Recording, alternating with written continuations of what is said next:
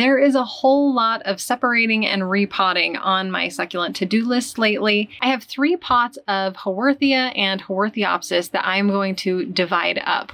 The parent plant is really outgrowing the pot, especially with all of these babies. This pot just has 3 large specimens in it that can each be potted up on their own. Just to give you a little bit of a before and after, we'll start with this Haworthia. I have it pulled up here in the Succulent Tracker app, and as you can see, it looks a little bit different than it currently does.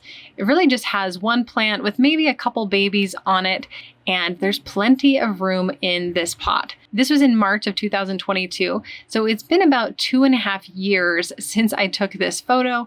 I'm gonna go ahead and add a new photo of this before I repot it, and then we're gonna divide it up. In terms of care, you can see this has been watered on average every 16 days, and I've had it on the lower shelf of my plant stand where the lights are about 18 inches from the top of the plant. I found that this is a pretty good distance for most low light succulents like Haworthia or Haworthiopsis. It's kept this really compact and maybe added just a little bit of stress color, but overall the plant is doing really well. Looking at this Haworthiopsis concolor, I actually have a few more images of it than I did of the Haworthia. You can see it here when I first got it, just in a little 2-inch pot, and then replanted, and it's grown quite a bit in this particular pot.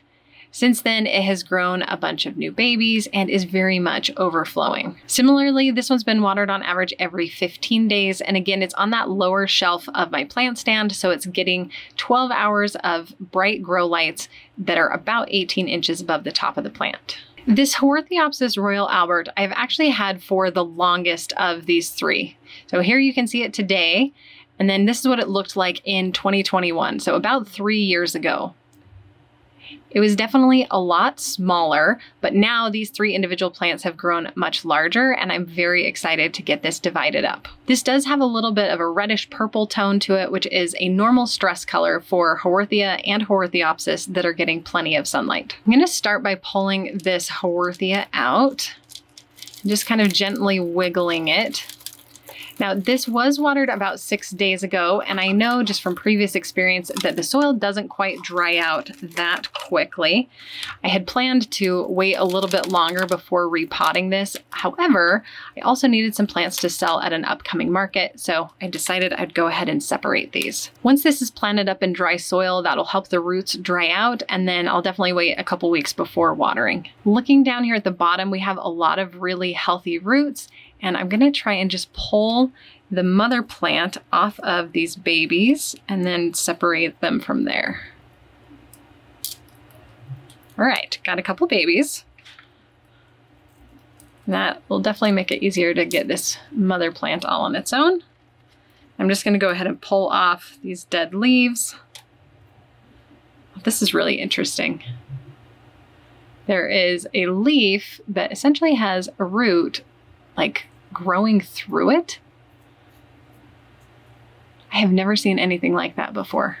So here you can see where the babies were broken off, although they did all have their own roots. So this is going to go back into a 3-inch pot all on its own. I'm just going to break off a little bit of those roots and it'll be good to go. Looks like we have 3 babies here. This one is a little small to be on its own. It looked like it was attached to this plant, but it is not. So I'm going to go ahead and separate it out and pot it up on its own. And then same with these 2, just kind of separating them out and they'll be potted up on their own. So what was originally 1 plant is now 6. Now let's divide up this Haworthiopsis concolor. I do find it kind of fascinating that there's 1 giant plant here and then the babies are all on one side. I don't think there's a single baby over here. All right, just kind of loosening this up.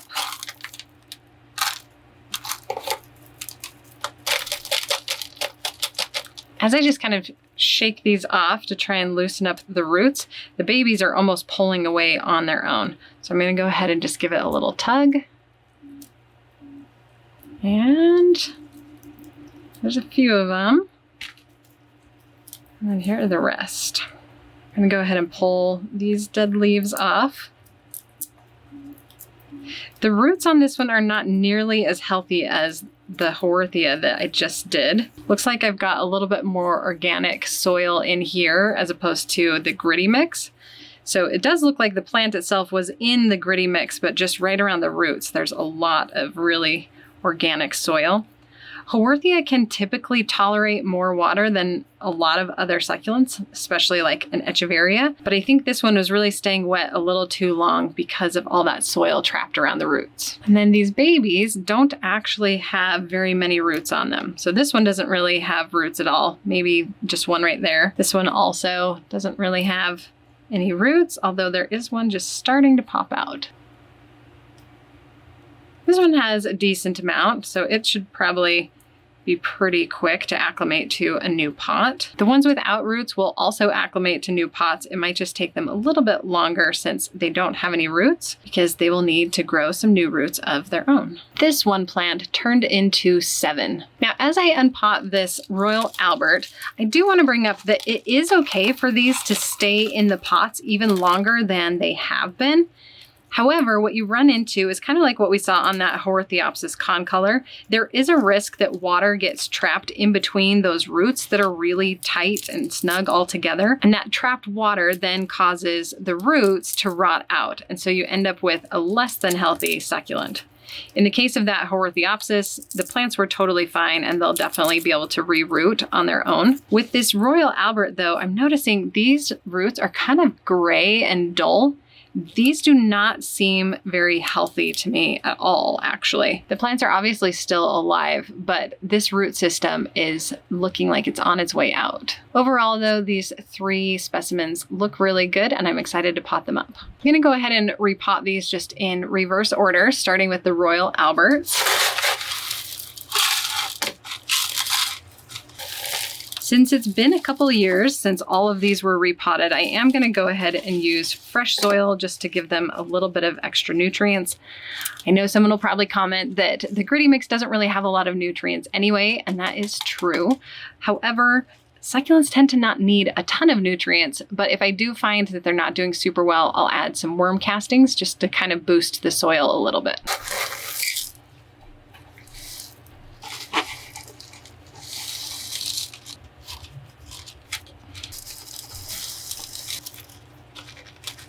The original plant of this Haworthiopsis concolor is actually quite large, even for a 3-inch pot. However, these are the size of pots that I have the most of, and it will do just fine in this pot, so that's what I'm gonna go with. I feel like I hear people talk a lot about how succulents like to be root bound.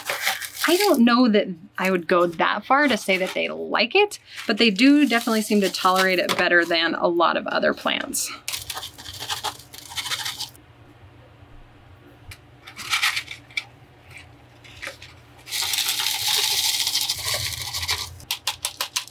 Now the question is, what do I do with all of the babies? I've decided to just divide them up into a couple different pots. So we'll have 3 to 4 different little pups all together.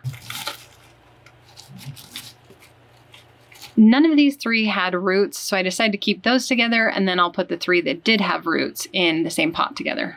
Okay, there were actually 4 that had roots. They were just kind of laying close together, so it looked like 3.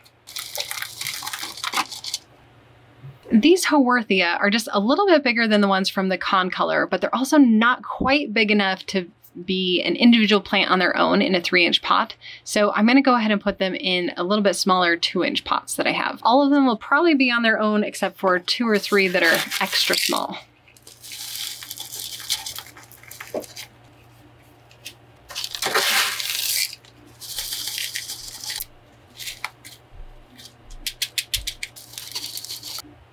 So I have this one more that I'm doing by itself, and then I have 2 that are quite a bit smaller that I'm going to put in a little pot together.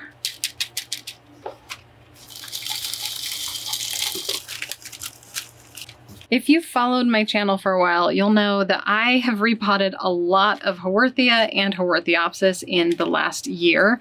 These have been growing for a very long time and they're very much overdue for repotting, but it feels so good to have them all divided up. Plus, I have a lot of little babies that I can share with friends or sell at upcoming markets. Haworthia and Haworthiopsis are some of my favorite succulents to recommend, especially to new growers or people who want to grow succulents indoors. A lot of succulents really won't do well indoors unless you have a grow light, but Haworthia, Haworthiopsis both grow very slowly. They don't need a ton of light, and they're very forgiving when it comes to watering. Overall, they make a really great houseplant. And of course, if you let them grow long enough, you'll get a bunch of babies so you can continue to expand your garden or share with friends.